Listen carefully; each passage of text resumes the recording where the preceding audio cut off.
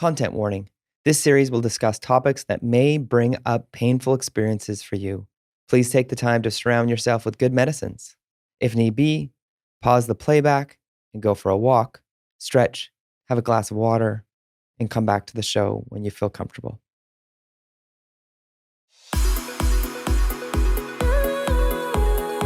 Welcome to the Métis Speaker Series. I'm your host, Darian Kovacs. On this podcast series, we will be exploring learning, healing, and rebuilding within the Métis community.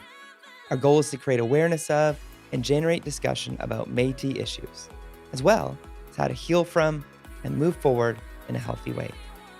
We hope to reduce Métis invisibility in BC through the personal stories from our Métis community members. The show is brought to you by the Métis Nation of British Columbia and Jelly Marketing. I couldn't help myself. You gave me everything.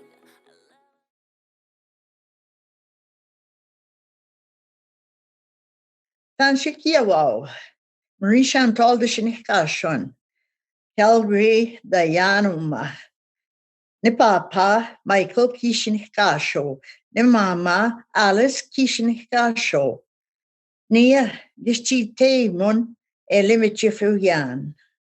Hello everyone, my name is Marie Schoenthal. I come from Calgary. My dad's name was Michael. My mom's name was Alice. I am proud to be Métis. Marcy, thank you, Coca Marie. I'd like to start off today just by a territorial acknowledgement. I'm in Cranbrook, BC, and the home of the Ktunaxa Nation, and also home to the Rocky Mountain Métis Association. Tadashikiawao, Amy Dishinikashon, Cranbrook Ototan, Ni Papa, James Konecki, Shinikasho, Ni Mama, Debbie McPhee, Shinikasho, Ma Paronti, Charette, Paronto, Gosling, Nia, Mitune, Gishtite Iman, Ili Michif, Iwion. Hello, everyone. My name's Amy, and I'm coming here from Cranbrook, BC. My dad's name is James Konecki. My mom's name's Debbie McPhee. My relatives are the Charettes, the Parontos, the Goslings, and I'm really proud to be Métis. Thank you both for being here. If we jump right in here, what can you tell us about the diversity of Indigenous languages in Métis communities? That's such a good question. And Marie and I were speaking this morning about how we wanted to talk on this podcast about this subject, because both of us feel like we're not linguists, but we both have a genuine passion for the Métis culture, for who we are as Métis people, and a real deep connection to the Métis history and culture and to the language. And we felt like it was only fair to be able to share Coca Marie's story. And Coca in Michif means grandma. And Marie and I have known each other for 18 years, and she's really become like a grandma to me. And so we really felt like in order to share what our journey is on language revitalization and healing through language, is that we really need to share part of Marie's story. So Marie's story starts in southeastern Saskatchewan and in a small city called Crooked Lake. And there was probably like 20 families, 80 to 100 people. So Coca Marie, I'm just going to let you speak a little bit about your journey living on a Métis road allowance. How did that make you feel? And we can maybe answer some questions from there. Thank you, Amy. Yes, I was born and raised in Saskatchewan, and it was east of Regina. It was just a little Métis community in between 4 reserves, and our community was there, and it was in Qu'Appelle Valley. So therefore, the 4 reserves are on the south side of us. North side of us, there was big farmers. There was French and Germans. So we were right in between there. And I'm the youngest in a family of 7. And so I was the last one to start school. I was only 6 years old didn't know a word of English when I started school.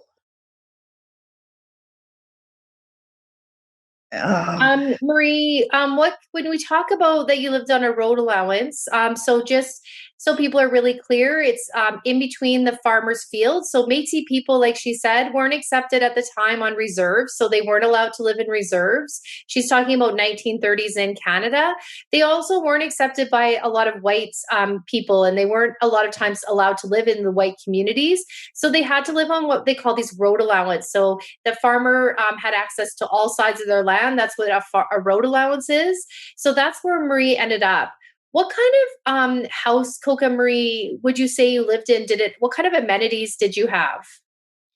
Well, we were in a one-room house, which my dad built. It was really good that he was handy with tools, and he built this house with logs, and then it was just plastered outside and inside with mud to say, but it was like a plaster.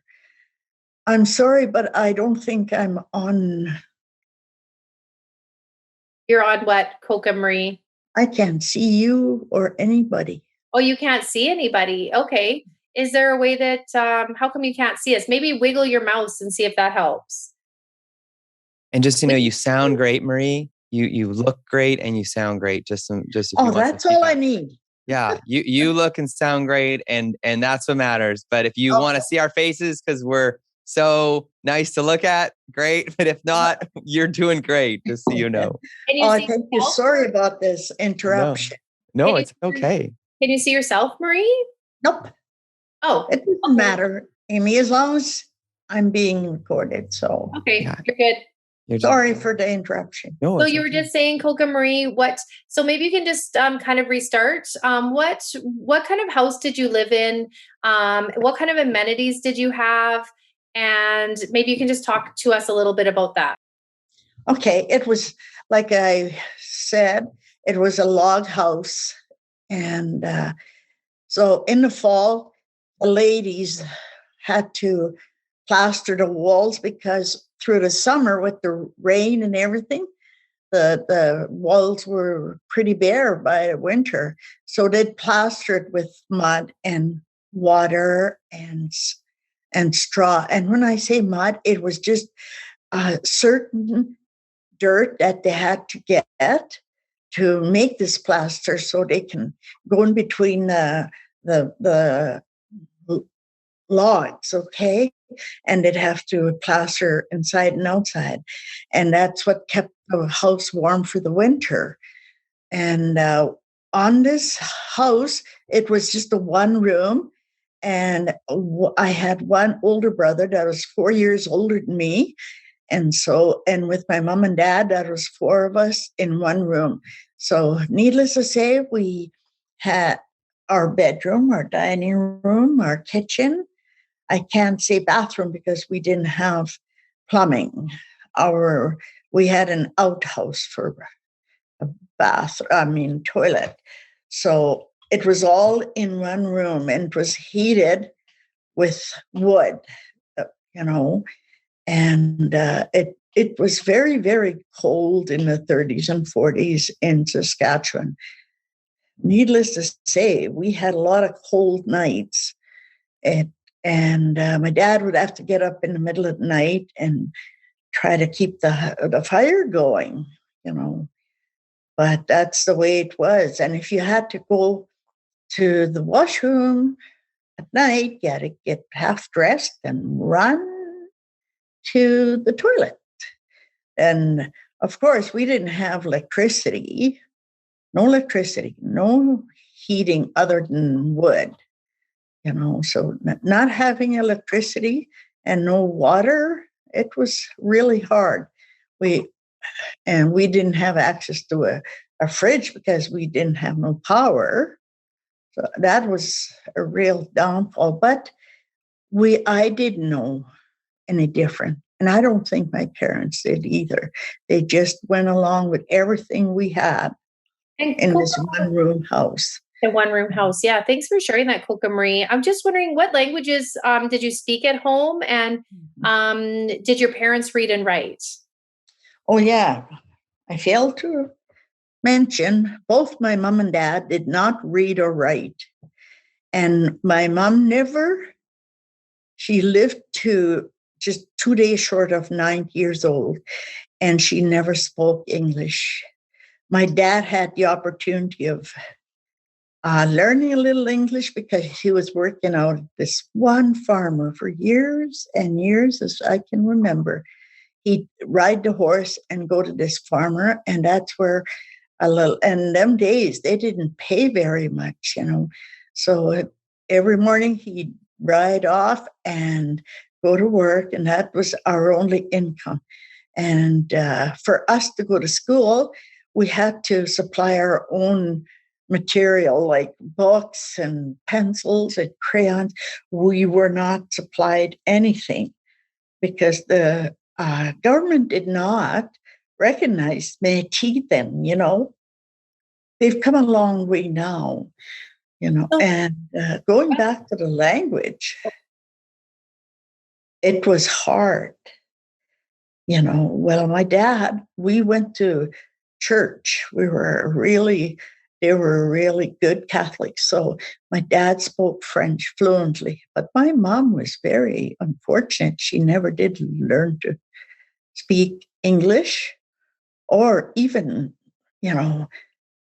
anything. Like if I'd come home from school and I didn't know I'm doing my homework, I couldn't get help from her because she didn't know too much. She didn't go to school. She doesn't speak English. So it was hard. It was really hard. My parents were very, very quiet people. We did not ask too many questions at home, but I didn't know any difference. So only after I got on my own is I thought, I wish I would have learned these things at home, but we didn't. Not saying that they were bad, but they didn't know any better, When you don't read. Yes, Amy? Sorry, Coca Marie, to interrupt you. I think that's really important. I was just thinking, when we talk about, when you said that you went to school, I know that in the past we've shared this story many, many times. This is a presentation we do all across Canada, living on a Métis road allowance. But it was only recently with the acknowledgement of the children that were buried at residential schools, and that conversation that came out about going to residential school, did you finally admit that you actually went to a residential day school because you felt a lot of shame and a lot of stigma and a lot of racism around that? Maybe can you just share really quickly, how did it feel? Like, were you allowed to speak Michif when you went to school? I know this is a really hard story for you to share, but if you're able to share, how did the nuns treat you and how did that make you feel? Again, I know it's a really hard for you, so please do your best to be able to share that. Yeah, well, when I started school at 6, being the youngest in a family of 7, but okay, so my older siblings were pretty well all gone by the time I started school at 6 years old. But the thing about it is, whatever little English they learn at school, when we come in the door after school in the evening, we would just automatically speak our language, which was Michif. So it was really complicating, trying to keep up to your language and go to school. In the school that I attended at 6 years old, I didn't have a word of English myself. So it was really hard. And there's a nun that would walk maybe a city block from the residential school to our school, which we went to the reserve to this one building that they borrowed to us, or whatever way you want to. But there was this building, just a 1-room, 2-story. And this nun would walk to our school, but she was really very, very strict. And she was pretty handy with the strap too, especially with boys that were hard to handle. And I remember it was two brothers, cousins, and they were always laughing at everything that went wrong. So they would literally just go outside at Christmas recess and do something wrong. And then when they were brought in, she would take out the strap, which was about that wide, and she'd strap them. That frightened me. And if we said anything wrong, which I didn't know right or wrong because I didn't speak English, then stand in the corner, either kneeling down in the corner or standing. And you can feel the students in the classroom giggle and laugh. And that made me feel really, really sad and intimidated. And I start drawing back. I didn't want to talk that much. I didn't want to do too much. I was so ashamed of I was even ashamed when my mom would come because she couldn't speak English and she couldn't speak to the children. If they were doing anything to me, my mom could not come to the school and say, well, what are you doing to her? And, blah, blah, blah. She never came to the school, even if they were on the wrong, that's what makes me so sad that she couldn't get involved because she didn't speak English. But anyway, going to the school, and this building was right on the reserve. And so even the people from the reserve would call us half-breeds and drunks and all this really bad things. And that really, really hurt me. And it made me not want to talk too much. I just kept to myself, and which I did till I left home. I was 15 when I left home, which was unfortunate, but that's because we weren't supplied. We had to buy our own books, with all our school supplies. And the little bit of money my dad made at the farmers, it didn't really go that far because we have to eat too, So that's why I left home at 15. Because when he got a stroke, he couldn't supply anything. Yeah, thanks for sharing that, Coca Marie, because I know that you've shared that a few times now, and I could see it's still really hard for you. I can see it in your face. Do you want to have a sip of water? And I mean, I can't imagine how that would make me feel as like a student going into a school and that oppression that you face, that you're being shamed for speaking your own language. So I know that's a really hard story for you to share, but I think it's a really important story because it really shows us, the discrimination that Métis people had and the things. And you only within the last 6 months have been able to share that. So Marcy for really sharing that with us. And then I know that you attended other schools, and at those other schools too, when you went to the English school, maybe you can just share quickly how did that make you feel when you were got a new school? Oh, the thought of getting a new school was really exciting. But when it opened, and it was on the road allowance, it was in our community, if you want to call it a community, it was on the road allowance.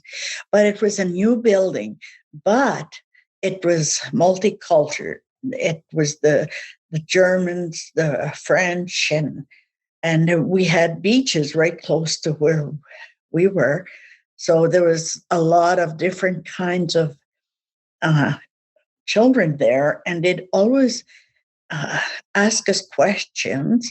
They'd always make us feel like less worth, and even to carry a conversation by then. We got that school when I was in grade 6.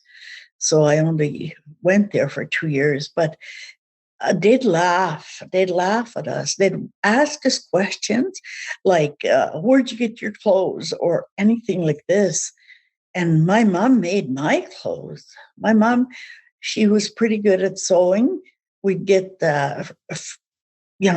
from farmers, they'd give us, because my dad worked for this farmer, so therefore they knew us, and they'd give us old clothes, and my mom would make me some clothes. And going to school with that in my thought of, it was hard because the kids would laugh. And my mom made me some underclothes. I was only 6, 7. And it was made out of flour bags. And the flour bags were marked with Robin Hood. You can see it. Well, they don't have big bags like that too much nowadays. But if mom and dad had, a big bag of flour, then she'd empty it into containers, and then she'd try to bleach. We didn't have bleach. We had lye, which was really, really strong. It was something like bleach. But when she made me my underclothes with this flour bag, the Robin Hood didn't really come off.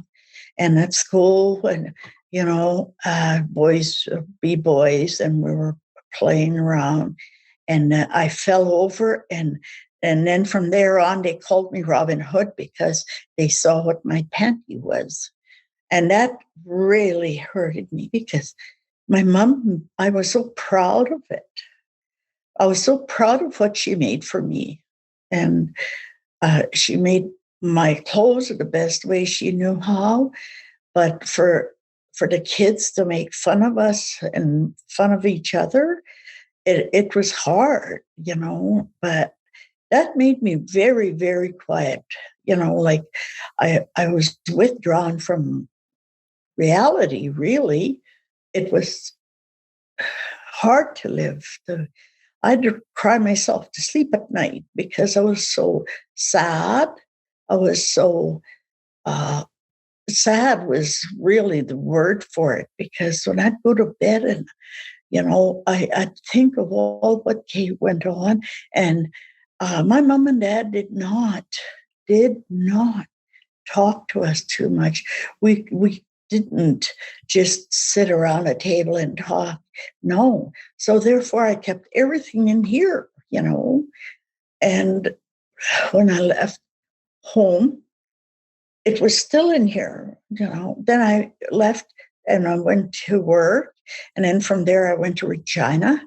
And then I hid. I didn't want anybody to know that I was Métis. I didn't know how to explain what's a Métis. If somebody asked me that, I would just shy away. I didn't want to say anything. And so therefore, when I got married, I thought, oh, good. He didn't speak Métis, Michif. His mom was Michif, but his dad was German, so he did not really say not one word in Michif. So I thought, I got away. So I sent my kids to school. I had 3 kids, and never did I talk about being Métis, Up to now, they're in their 50s, the 3 of them, in Calgary here, and they don't know the language. But now that I'm doing this, and I didn't start till I was 65, that I actually came out and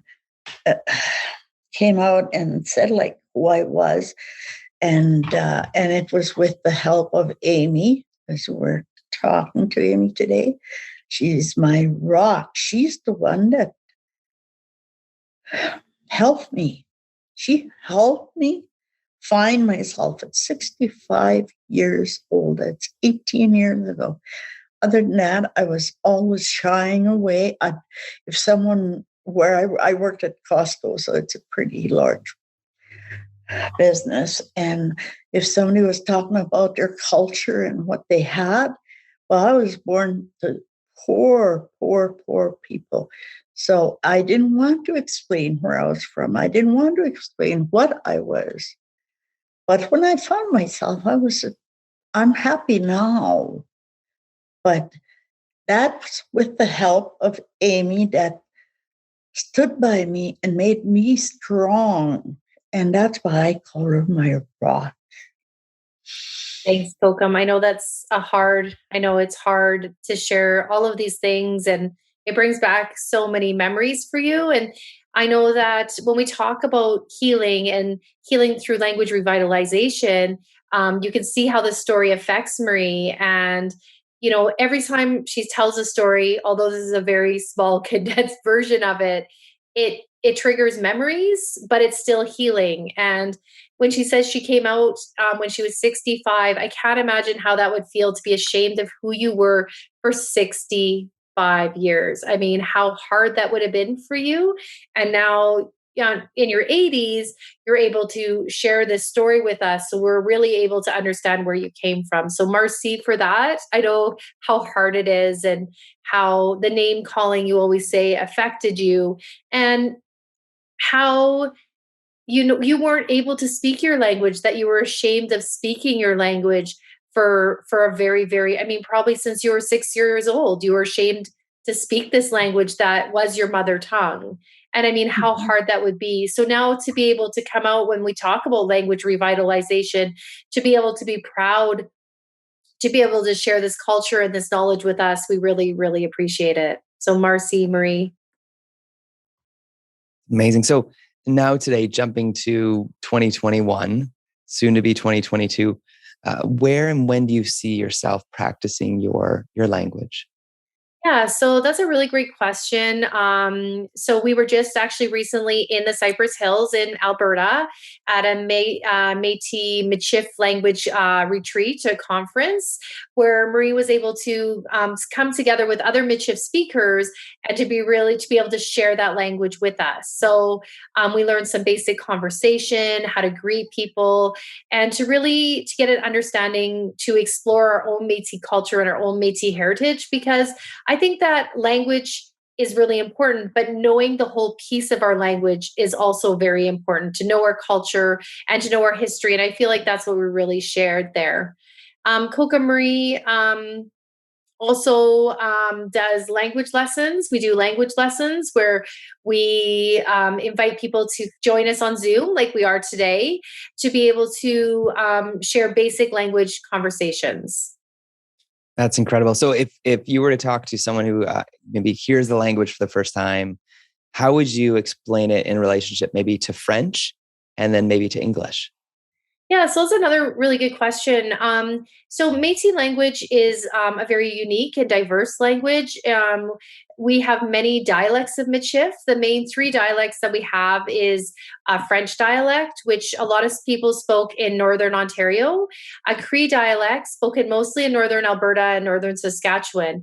The Michif that Marie speaks, that she's passed on a little bit to myself and to other learners, is French nouns, Cree verbs, and it's a joining of the two languages. It's actually the only language in the world that takes nouns from one language and verbs from the other and puts them together. It's super unique. And nowadays, it's what we call Southern Michif or Heritage Michif. So the thing about when Marie's speaking Michif, and Marie, maybe you can share with us some of the things, is that everywhere that they went, the Michif speakers went, they had different dialects. So it wasn't like it was always an oral language. It was never a written language. It's only been in the last 20 or so years that it's always been an oral language. So depending on where you live, Marie, everyone spoke a little bit different, right? Oh, yes, there's a lot of Métis communities, the same thing.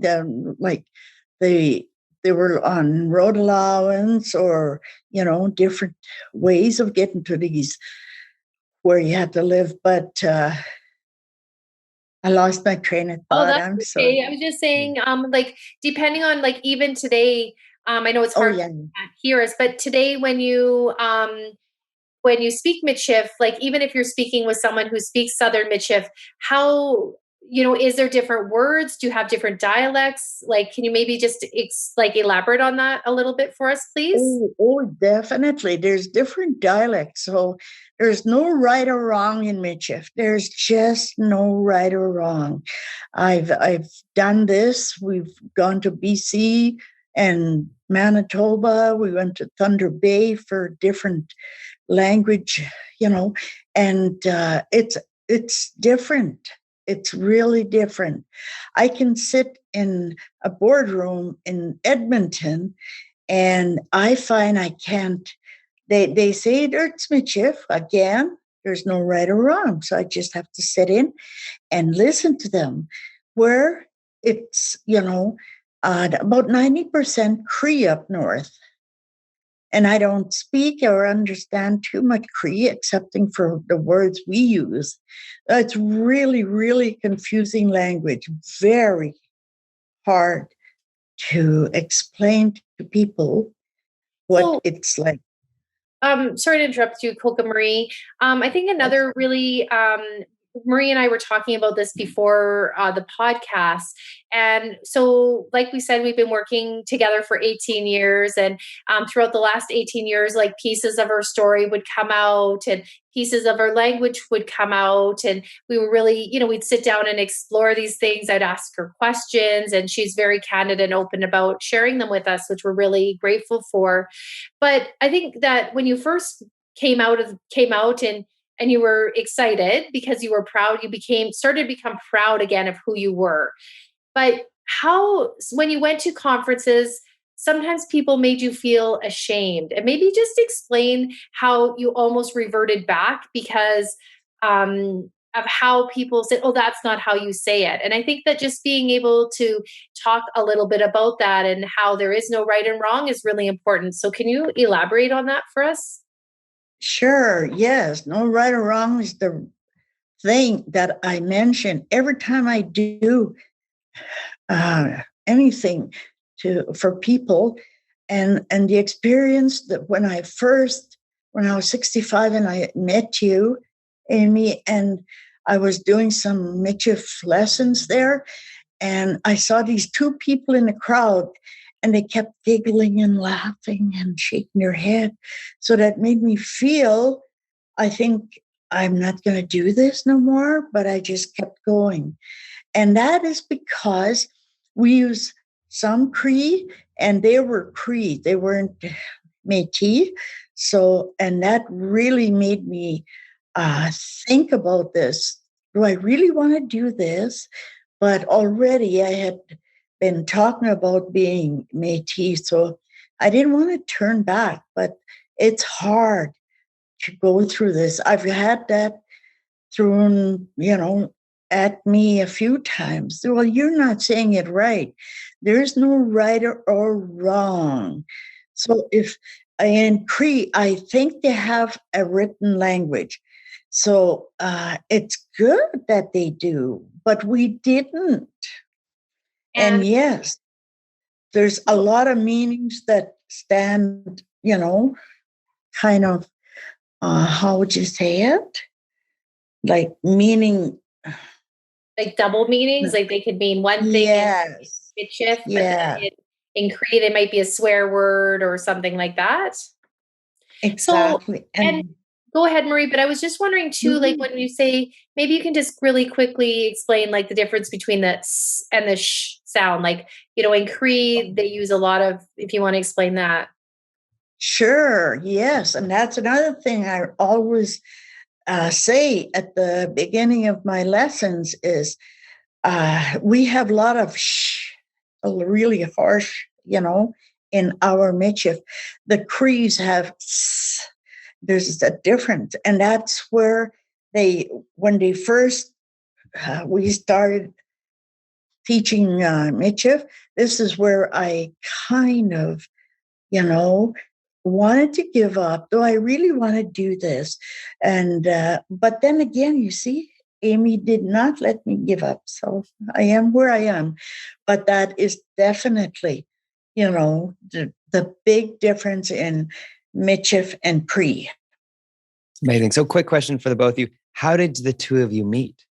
Yeah, that's a great question. So I worked at the Miasin. It's an Aboriginal friendship center, Indigenous friendship center in Medicine Hat, and I was a cultural coordinator. And I still do work back for Miasin. And Coca Marie was living in Medicine Hat, and we found out that she, through her niece, Me. that she was living there, and she spoke Michif, and we were so excited. We're like, "Wow, we get to learn Michif!" And again, she usually, when she tells her story, she talks about how I phoned her once and we made an appointment and she didn't even keep that appointment. The second time I phoned her, she did graciously answer her phone and she met it. But because she was so ashamed of who she was and her heart was so broken, and so she just wanted to hide. And that's what she talks a lot about, hiding. And, once we were able to really explore, we were so excited to meet her. And I think our enthusiasm really wore off on her, to know that who she was a lot of value, right? She had a lot of value, a lot of worth, and she was able to give us, she always says that we saved her, we're her rock, but really in the end, it's us who really gained all of this invaluable knowledge. I mean, although I grew up as a Métis person, I knew I was Métis, but I didn't grow up living in a Métis lifestyle. And to be able to have this knowledge of someone who grew up on a road allowance, who spoke Michif, she taught us dancing. It's a cultural knowledge that she was able to really pass on to us, which again is a healing, right? So when we talk about healing and language and healing revitalization, this is really a healing inside of it. And so when we felt like what we were going to talk about, we're not linguists. Marie and I really, we just want to share our knowledge. And so to be able to heal, this is what has healed both Marie and I, to be able to explore our culture. It's amazing. So I need to ask, can you share some of your favorite Michif learning? So whether it's inspirational sayings, gratitude, words to live by, I would love to hear some of those. So yeah, for sure. I'm just looking at papers here, but Marie, maybe what you could do, because Marie is a traditional speaker. Marie, can you just tell us a few things, like in Michif, like how are you able to express how the language, how you feel when you speak Michif in Michif? Like, are you able to share with us that? Oh yeah, yeah. Metonin ni michten bixquian malang. Tous jour ya bixquian mumaka weka kekitutak. But met Namawieka kitutak mogskiten moya wek uta bixquier Michif in Calgary. Magani ni michten. That's beautiful. Marcy, Marie. I mean, it would be really amazing. And I know that we're on a podcast, but I think it would be really amazing for you one day to share your story in Michif.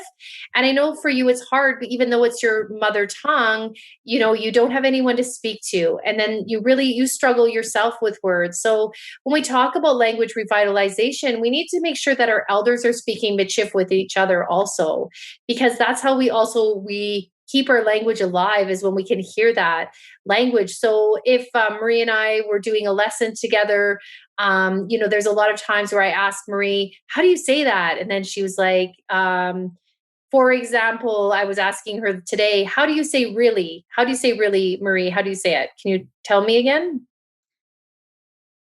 Really? Yeah. Mitune? Oh yeah, yes. I'm sorry.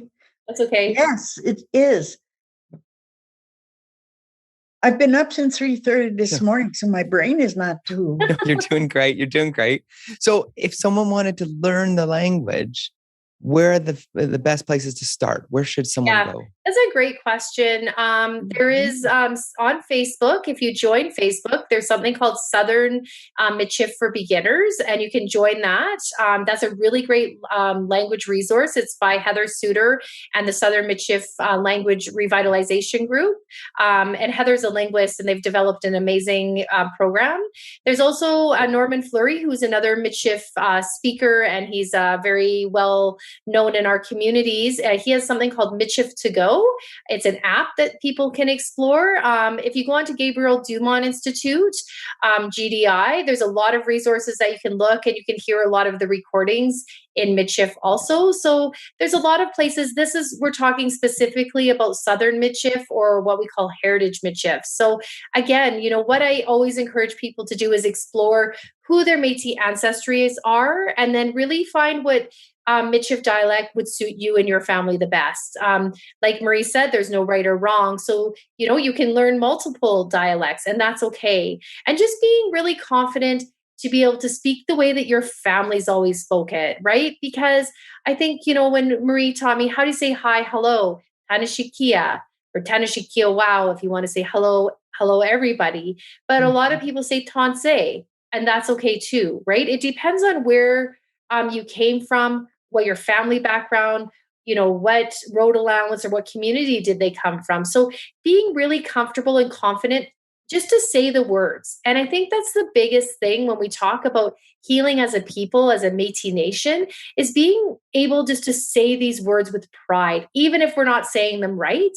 Because I think that that's what Marie's always taught me, is that she feels so proud when people are speaking her language. So I really feel, and I want to encourage everyone to explore not only their Métis ancestry, their genealogy, and then really explore what Michif you want to learn and utilize, the resources that we have. And if you say it wrong, it's okay.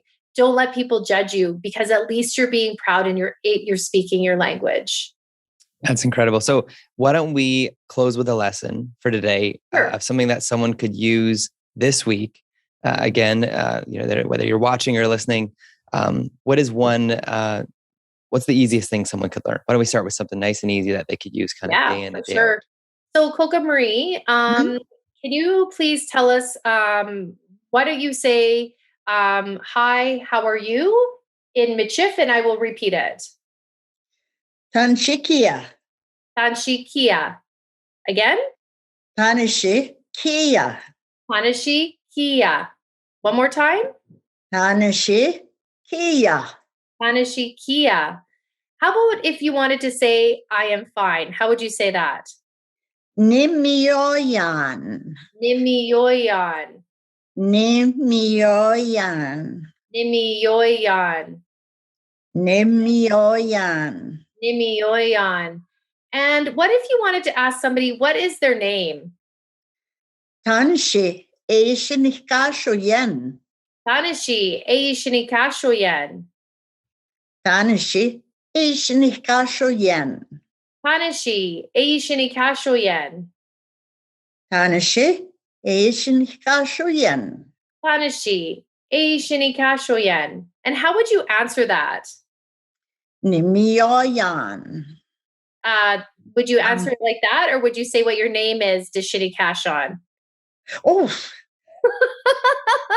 they're going to edit that piece out for you. No, it's great. yeah, you're going to have a lot of.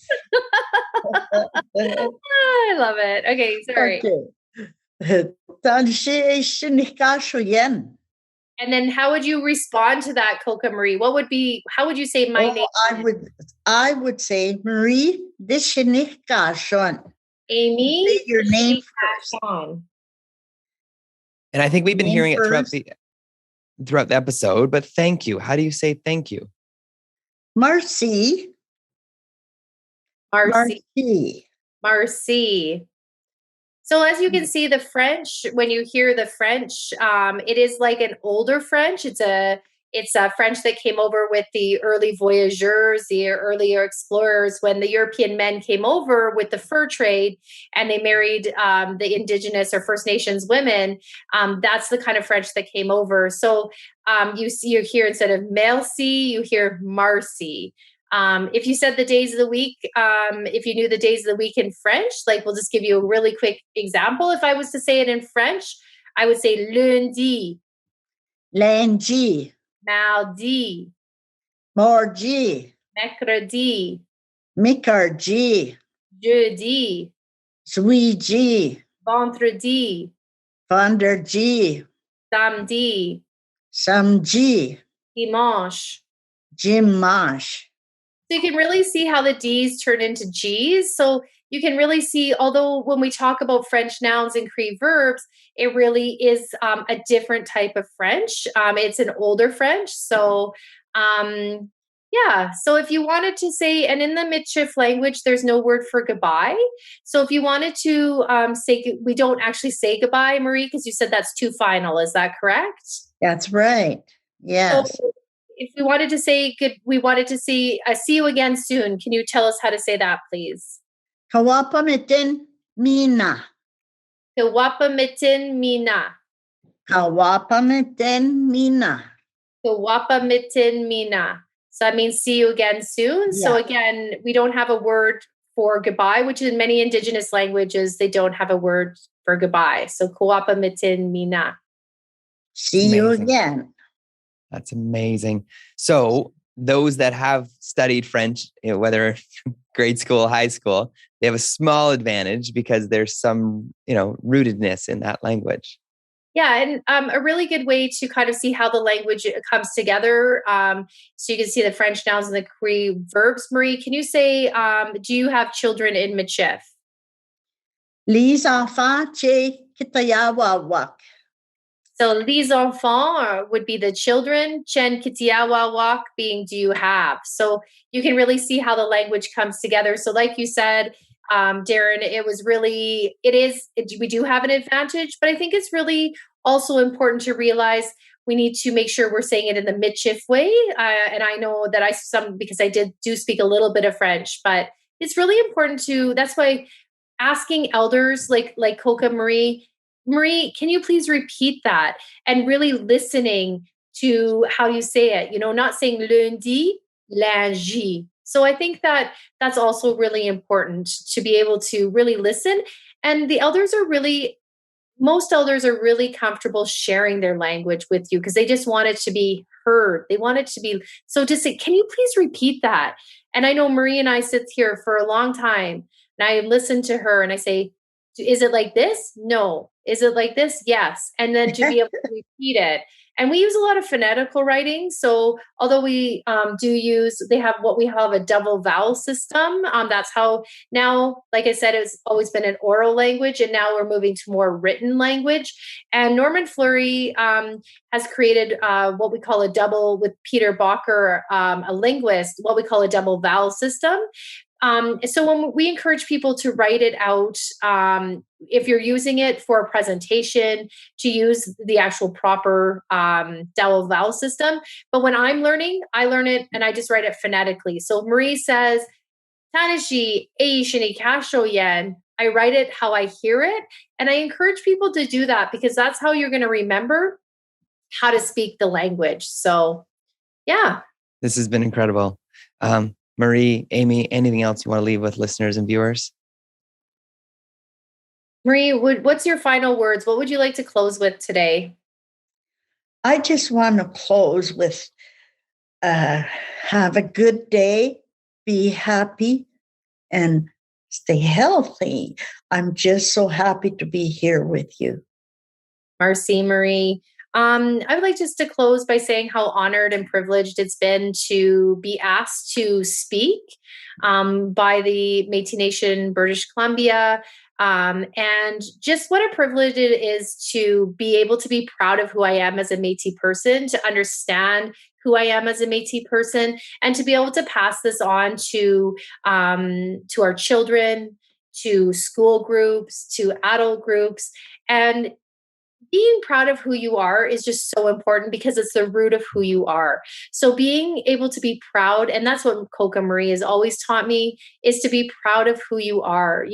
For her to be in hiding for 65 years of her life and to feel that shame, and now to be able to come out, that us younger people have to really be proud of who we are as Métis people. And you don't need to be an expert. I'm not a linguist. Coca Marie is not a linguist, but we're able to share our language and our culture with you. So just being proud, if you have a word, if you have a dance, find what your gift is. And we have another elder we work with, Doreen Burgum, and she always says, we have a gift. Find out what your gift is, whether it be in your feet with your dancing, in your heart with your language, whether it be with your hands, playing the violin, whatever your gift is, you might be a writer, a poet, an artist, but share that gift with the world and be proud of it. So that's what I would like to close with today, is a big merci to Coca Marie for giving me the gift of language, giving me the gift of knowledge, and being proud of who I am. So Marcy, Marie, I know your story is hard, but it's a story that I really feel privileged to be a part of. Yeah, it was a real honor to meet you both and have you on the show today. And thank you for sharing so much with all the listeners and viewers today. We'll see everyone next time on the Métis Nation podcast. Ooh, outro music. You should learn how to say Kuwapa Mitin Mina. Then you could say, see you again soon. I know, I need to learn that. I should put that in our outro. You should get Marie, write it out phonetically. Yes. I'll write it out phonetically for you, and then get Marie to practice it right now. Kawapa Mitin Mina. Kawapa Mitin Mina.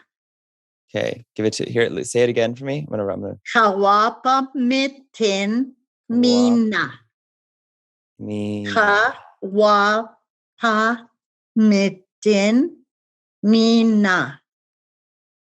Remember now, there's no right or wrong. Just I love it. Kawapa Mitin Mina. Yes. Kawapa Mitin. No, Kawapa Mitin. Kawapa Mitin. Almost like me. Okay, 10. Almost like that. Yeah, like me.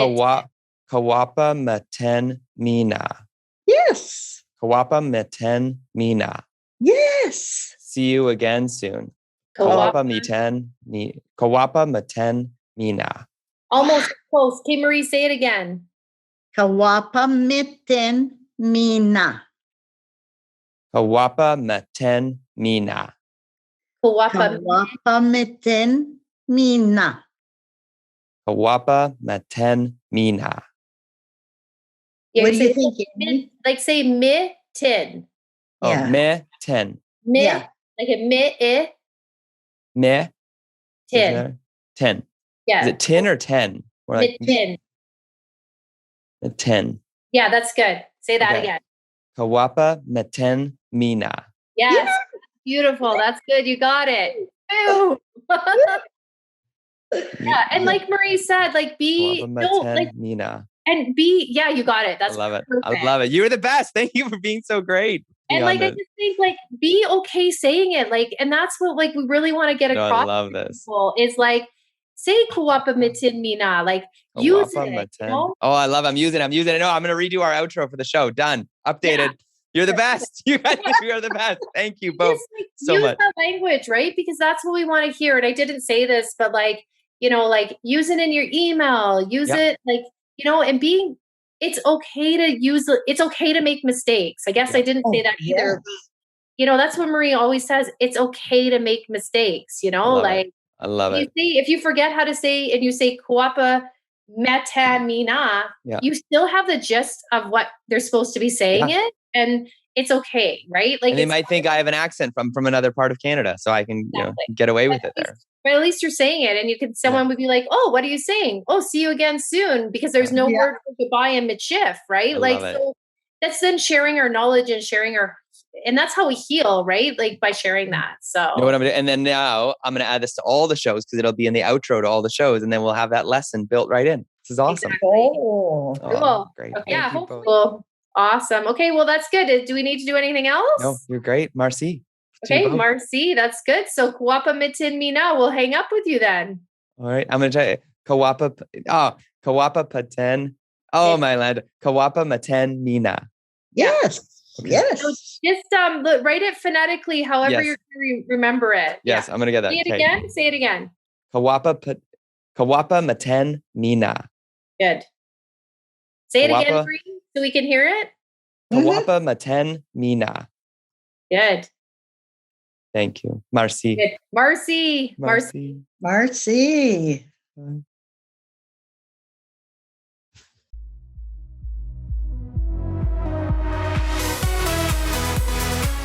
This has been the Métis Speaker Series podcast. I'm Darian Kovacs. Thanks to the Métis Nation of British Columbia for making this possible, with funding provided by the Civil Forfeiture Office's Indigenous Healing Stream. You can listen to all of our episodes, learn more about the podcast, and sign up to the Métis Nation of BC newsletter to stay up to date on Métis news at métisseries.ca. You can find out more about the music we're playing by Love Life by visiting SoundCloud at soundcloud.com/lovelifeofficial, LUVLYF official, and link in the show notes for your convenience. Follow us on Apple Podcasts, Spotify, or your favorite podcast listening device. See you again soon.